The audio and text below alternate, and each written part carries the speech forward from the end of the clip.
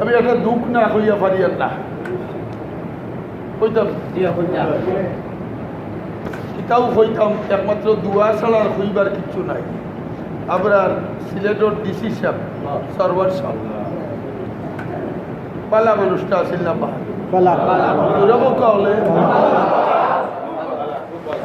দেশে একটা কথা আছে, বালার উপায় নাই আর গোবিন্দর মৌত নাই আর বলার হায়াত নাই।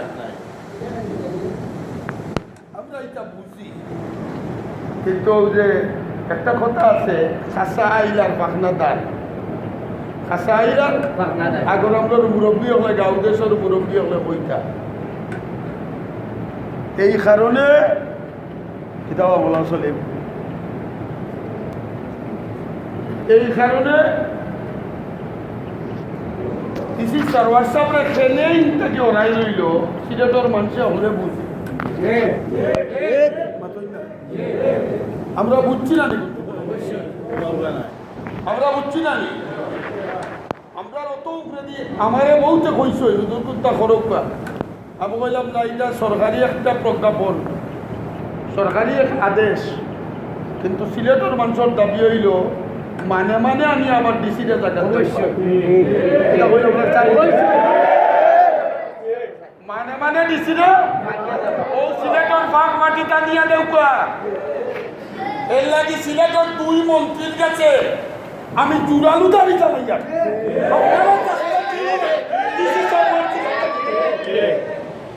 আপনারা 2 জন থাকতে তাই নাকি দরিয়া নিতাম, এর মধ্যে আপনারা হাত আছে। বুঝবো যদি পদক্ষেপ দিয়া আপনারা দলীয় দলে ডিসিরা জায়গা তালেন না, বুঝবো আপনারা এর মধ্যে চলিকা কিতাব সরিকাল মাঙ্গি আর কইলাম না। এটা হলেও খানা মনে মনে বুঝি, সকলের মনে মনে জানা বাঙ্গো কিতা সকলটা বাঙ্গই না, সকলটা বাঙ্গই না।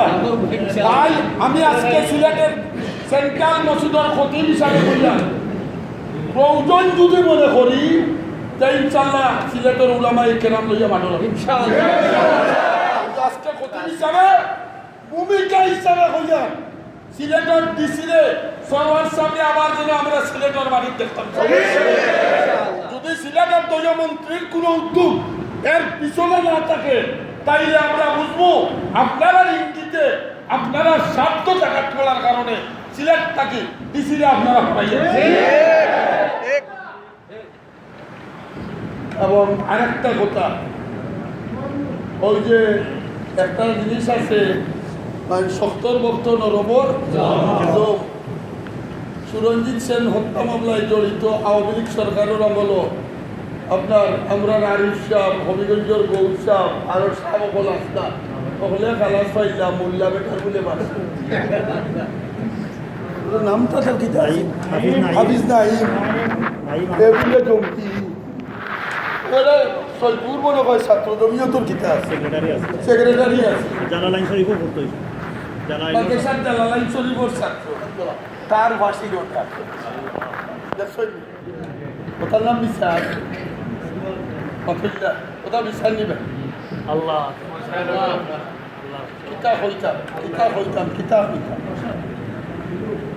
আল্লাহ আজব দরদস্তান্দর দিল আগর গোয়ম জমা সুজক ওদর দর দিল হা দারম দমাগে পুস্তকাত শেখ সাদিয়া কইছই ওলা অন্তন জ্বালা মুখ দিয়া কইলে ঠুট চলে আর দিতে থাকলে হাড্ডি চলে। তাই হিসাবে আপনার দাবি বিনা শর্তে এই ছাত্রটার জন্য মুক্তি দেওয়া হয়। আজকে ওলামায়ে কেরাম তারা ছাত্র হলে মিছিল করবা, প্রতিবাদ সভা করবা, আপনারাও শরীক হইবা। নিরপরাধ ছেলেরে আপনার ফাঁসির কাস্টে জুলারি আমরা জানিয়ে নিরপরাধ জালালাই পরে অত বড় কেতাব পুরা ওকু গেছে সুরঞ্জিতে মোহাম্মদ বালাকি আস্তাগফিরুল্লাহ আস্তাগফিরুল্লাহ। এই সময় বহুত কম আমরা আফসোস করছি কুটিমুটি বুয়াই করে আন্দাজে 4 মিনিটে ট্রেন ধরলো। 20 বছর জেলও আছে, 20 বছর জেল খাটাইছে জীবন শেষ। তৎকালীন সময়ে কি পরিমাণ নির্যাতন করিয়া উলামায়ে কেরামরে জেল জুলুম দেওয়া হয়েছে। এটা ব্রিটিশ ফেল হয়ে গেছে, ব্রিটিশ কত সরকারের আমল ব্রিটিশের ইতিহাস ফেল হয়েছে, ব্রিটিশের ইতিহাস আর আওয়ামী সরকারের ইতিহাস। তো ওখান থেকে একটানে যদি আমরা তুলা লাগাই যে বহুত ক্ষেত্রে দেখবা ব্রিটিশের অত্যাচার ফেল হয়ে গেছে আওয়ামী সরকার। আল্লাহ তাআলা এই ভিডিওটা শুনেন, এটা খুব মূল্যবান আলোচনা করেছেন উনি, শুনেন। দর্শক, কেমন নাটকীয়তায় ভরা ছিল ডিসি সরোয়ারের প্রত্যাহারের শেষের 3 ঘন্টা। কেন তিনি ঊর্ধ্বতন কর্মকর্তাদের কোনো ফোন ধরেননি?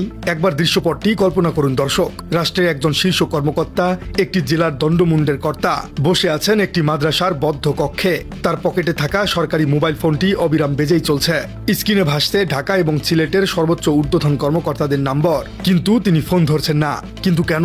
কারণ তিনি খুব ভালো করেই জানতেন ফোনটা রিসিভ করলেই ওপাশ থেকে কড়া নির্দেশ আসবে, সব বন্ধ করে এক্ষুনি চলে আসুন। কিন্তু তিনি থামতে চাননি। তিনি চেয়েছিলেন বিদায়ের আগে অন্তত এমন একটি বোমার বিস্ফোরণ ঘটাতে যার শব্দে কেঁপে উঠবে পুরো দেশের দুর্নীতিবাজরা। দর্শক, আজকের এই এক্সক্লুসিভ এবং রুদ্ধশ্বাস সংবাদ বিশ্লেষণে আমরা শুধু মাজারের টাকা গণার সেই চেনা গল্পটি বলবো না। আজ আমরা উন্মোচন করব সদ্য বিদায়ী সিলেট জেলার প্রশাসক মোহাম্মদ সরওয়ার আলমের প্রত্যাহারের পেছনের সেই নাটকীয় শেষ মুহূর্তগুলোর কথা। বদলির আদেশ আসার পর থেকে সিলেট ত্যাগ করা পর্যন্ত তার জীবনের সেই নাটকীয় প্রহরগুলোতে আসলে কি ঘটেছিল, কেন তাকে দ্রুত সিলেট ছাড়ার নির্দেশ দিয়ে ঢাকা থেকে বারবার চাপ দেওয়া হচ্ছিল, কেন তিনি নিজের পছন্দের কর্মকর্তার কাছে দায়িত্ব বুঝে দিতে পারলেন না। দর্শক, ঘটনার শুরু গত রোববার 22 জুন। ঘড়ির কাঁটায় তখন দুপুর গড়িয়ে বিকেল।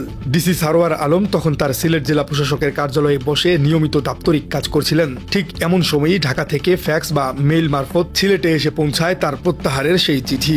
সিলেট জেলা প্রশাসনের একাধিক বিশ্বস্ত কর্মকর্তা জানিয়েছেন, এমন একটি খবরের জন্য সরওয়ার আলম একেবারেই প্রস্তুত ছিলেন না। তিনি জানতেন মাজারের সিন্ডিকেটে হাত দেওয়ার কারণে তার উপর চাপ আসছে, কিন্তু এত দ্রুত এবং আকস্মিকভাবে তাকে প্রত্যাহার করা হবে তা তিনি কল্পনাও করেননি। চিঠিটি হাতে পাবার পর তিনি দৃশ্যতই হতাশ হয়েছেন। কিন্তু নাটকের শুরু ঠিক এরপর থেকেই। সাধারণত একজন জেলা প্রশাসককে বদলি করা হলে তিনি দায়িত্ব হস্তান্তরের জন্য অন্তত কয়েকদিন সময় পান। নিজের অসমাপ্ত কাজগুলো গুছিয়ে নেওয়া, সহকর্মীদের সাথে বিদায়ী সাক্ষাৎ করা, এগুলোই প্রশাসনিক রেওয়াজ। কিন্তু প্রশাসনের একাধিক কর্মকর্তা জানিয়েছেন সরওয়ার আলমের ক্ষেত্রে এই রেওয়াজ মানা হয়নি। যেহেতু তাকে শাস্তিমূলকভাবে প্রত্যাহার করা হয়েছে, তাই ঢাকা থেকে সরাসরি নির্দেশ আসে কোনো কালক্ষেপণ করা যাবে না, দ্রুতই সিলেট ছাড়ুন। কিন্তু কেন এই তারা? রাজনৈতিক এবং প্রশাসনিক বিশ্লেষকদের মতে সিন্ডিকেট ভয় পাচ্ছিল। তারা জানতো সরওয়ার আলমকে যদি সিলেটে আরো একটি দিন বেশি থাকতে দেয়া হয়, তবে তিনি মাজারের দান বক্সের সেই সিলগালা পুরোপুরি খুলে ফেলবেন, আর ডেক খুললেই বেরিয়ে আসবে আসল সত্য। কিন্তু শেষ পর্যন্ত তারা আর রক্ষা পায়নি। সেই একদিনেই সরওয়ার আলম সেই 700 বছরের রেওয়াজকে ভেঙে চুরমার করে দিয়েছেন। সরওয়ার আলম কোনো সাধারণ মানুষ নন। তিনি জানতেন তার হাতে খুব কম সময় রয়েছে, যে কোনো মুহূর্তে তাকে দায়িত্ব হস্তান্তরে বাধ্য করা হবে। তাই তিনি নিলেন এক চরম সাহসী এবং ঐতিহাসিক সিদ্ধান্ত। সোমবার অর্থাৎ 23 জুন সকাল থেকেই তাকে দায়িত্ব হস্তান্তরের জন্য তাগিদ দেওয়া হচ্ছিল, কিন্তু তিনি সেই তাগিদ গায়ে মাখেননি। বেলা ঠিক 1টায় তিনি তার অফিস থেকে বেরিয়ে পড়েন, সোজা চলে যান হযরত শাহজালাল রহমাতুল্লাহ আলাইহির মাজারে। গিয়েই তিনি সেই ঐতিহাসিক ডেগ এবং দান বক্সগুলো খোলার নির্দেশ দেন। এরপর তিনি গিয়ে বসেন মাজার সংলগ্ন মাদ্রাসার একটি কক্ষে। তার চোখের সামনে শুরু হয় প্রকাশ্যে টাকা গণনার কাজ। আর ঠিক এই সময়ই শুরু হয় প্রশাসনিক মহলের আসল ভূমিকম্প। সরওয়ার আলম যে মাজারের ডেক খুলে ফেলেছেন এবং প্রকাশ্যে টাকা গণনা শুরু করেছেন, এই খবর মুহূর্তের মধ্যে পৌঁছে যায় ঢাকা এবং সিলেটের ঊর্ধ্বতন মহলে। খবর পাওয়ার পর থেকেই ঢাকা এবং সিলেটের ঊর্ধ্বতন প্রশাসনের কর্মকর্তারা তাকে বারবার ফোন দিতে শুরু করেন। উদ্দেশ্য একটাই, গণনা বন্ধ করে তাকে অবিলম্বে সার্কিট হাউসে ফিরতে হবে।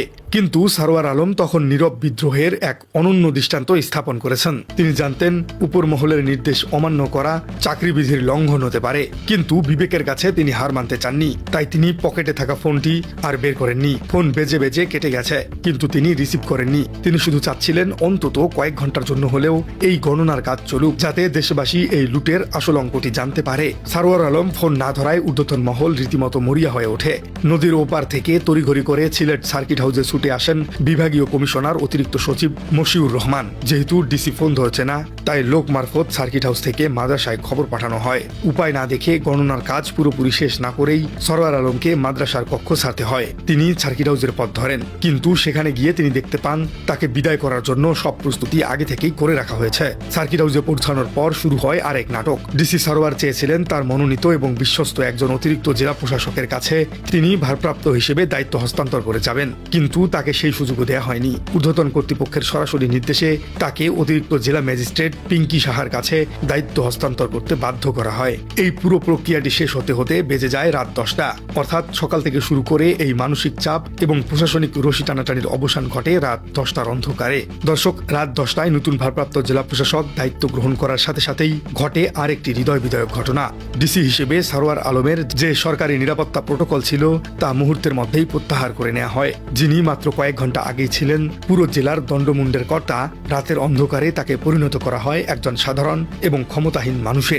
তবে সারোয়ার আলম সেই দিন রাতেই সিলেট ছাড়েননি। তিনি সার্কিট হাউসেই রাত যাপন করেছেন। পরদিন মঙ্গলবার সকালে তিনি সার্কিট হাউসেই তার সাবেক সহকর্মীদের সাথে একটি আনুষ্ঠানিক বৈঠক করেন, যেখানে তিনি সিলেটের ভবিষ্যৎ প্রশাসন এবং অসমাপ্ত কাজগুলো নিয়ে কিছু দিক নির্দেশনা দিয়ে যান। অবশেষে মঙ্গলবার দুপুরে তিনি বিমান যোগে ঢাকার উদ্দেশ্যে সিলেট ত্যাগ করেন। দর্শক, সারোয়ার আলম হয়তো সিলেট থেকে বিদায় নিয়েছেন, কিন্তু যাবার আগে তিনি যে কাজটি করে গেছেন তা বাংলাদেশের ইতিহাসের স্বর্ণাক্ষরে লেখা থাকবে। তিনি প্রমাণ করে দিয়েছেন যে সিলেটের শাহজালাল রহমাতুল্লাহ আলাইহির মাজারের আয় ব্যয়ের হিসেবের বিষয়টি এতদিন কতটা ভয়ঙ্কর অন্ধকারের মধ্যে ছিল। দর্শক, বৃহস্পতিবার দানবক্স সিলগালা করার পর সোমবার দুপুরের পর সেটি খোলা হয়। মাঝখানে সময় মাত্র 3 দিন। আর এই 3 দিনের শুধু এই দানবক্সগুলো থেকেই নগদ টাকা পাওয়া গেছে 17,65,000 টাকা। সাথে মিলেছে বিপুল পরিমাণ ডলার, পাউন্ড, রিয়েল এবং বহুমূল্যের স্বর্ণালঙ্কার। একটু হিসেব করে দেখুন দর্শক, 3 দিনে যদি 17,65,000 টাকা ওঠে, তবে দিনে গড়ে আয় প্রায় 6 লাখ টাকা। তাহলে মাসে কত আর বছরেই বা কত? এই বিশাল অঙ্কের টাকা এতদিন কোথায় যেত, কাদের পকেটে যেত? সারোয়ার আলম শুধু দুর্নীতিবাজদের মুখোশই খোলেননি, তিনি নিজে থেকে একটি অনুকরণীয় দৃষ্টান্ত স্থাপন করে গেছেন। সোমবার সন্ধ্যায় এই টাকাগুলো ডিসি অফিসে এনে সোনালী ব্যাংকের একটি নতুন অ্যাকাউন্ট খুলে সেখানে জমা করা হয়। শুধু তাই নয়, ডিসি অফিসের সাধারণ শাখা জানিয়েছে মাজারের ওই 17,65,000 টাকার সাথে জেলা প্রশাসকের নিজস্ব তহবিল থেকে তিনি আরো 5 লাখ টাকা অনুদান হিসেবে ওই অ্যাকাউন্টে জমা দিয়ে গেছেন। দর্শক, সিলেটের ইতিহাসে এই শেষ প্রহরগুলোর চিরকাল এবং রুদ্ধশ্বাসকর অধ্যায় হয়ে থাকবে। ডিসি সারোয়ার আলমকে হয়তো প্রশাসনিক কাঠামোর চাপে বাধ্য হয়ে সিলেট জেলা ছাড়তে হয়েছে, কিন্তু জনতার আদালতে তিনি যে বিজয় অর্জন করেছেন তা অতুলনীয়। ফোন না ধরে মাদ্রাসার কক্ষে বসে থাকার সেই দৃশ্যটি প্রমাণ করে যে এদেশে এখনো এমন একজন সরকারি কর্মকর্তা আছেন যিনি ক্ষমতা এবং প্রোটোকলের চেয়ে নিজের বিবেক এবং সততাকে বেশি গুরুত্ব দেন। প্রিয় দর্শক, আপনার কি মনে হয় ডিসি সরোয়ারের এই পুরো ঘটনাটিকে আপনি কিভাবে দেখছেন? তাকে আসলেই কেন সিলেট থেকে বদলি করা হলো? আর বাংলাদেশে কেন সৎ কর্মকর্তারা টিকতে